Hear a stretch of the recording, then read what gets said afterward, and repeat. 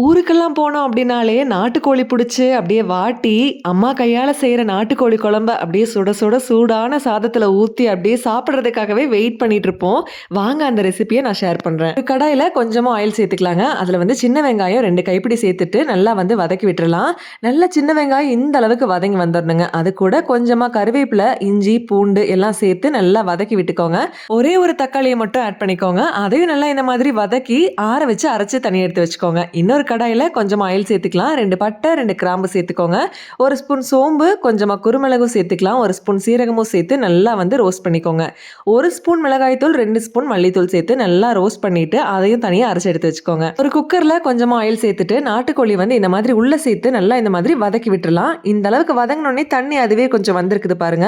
இந்த ஸ்டேஜ்ல மசாலா அரைச்சு வச்சோம் இல்லைங்களா, அந்த மசாலாவோட பேஸ்ட் சேர்த்துட்டு, அது ஒரு வாட்டி கலந்து விட்டுட்டு, அதுக்கப்புறமா தக்காளி, வெங்காயம் அரைச்சோம் இல்லைங்களா, அதையும் வந்து நம்ம சேர்த்து கலந்து விட்டுக்கோங்க. இது கூடவே குழம்புக்கு தேவையான அளவுக்கு தண்ணியும் கல்லுப்பும் சேர்த்துக்கோங்க. சேர்த்துட்டு நல்லா கலந்து விட்டுட்டு குக்கர் வந்து விசில் விட்டுறலாம். ஒரு 5 விசில் விட்டு எடுத்தீங்க அப்படின்னா சூப்பரா ரெடியாகி வந்துரும். இப்போ ஒரு சின்ன வடச்சட்டி வச்சுக்கோங்க. அதுல வந்து எண்ணெய், கடுகு நீங்க சேர்த்துவீங்க அப்படின்னா சேர்த்துக்கோங்க. இல்லைன்னா ஸ்கிப் பண்ணிருங்க. கருவேப்பிலை, வரமிளகா போட்டு தாளிச்சு ஊத்திக்கோங்க. தாளிக்கும் போது தேங்காய் எண்ணெயில தாளிச்சு ஊத்திக்கோங்க. அவ்வளவுதாங்க, நாட்டுக்கோழி குழம்பு சூப்பரா ரெடி ஆயிடுச்சு. கண்டிப்பா ட்ரை பண்ணுங்க.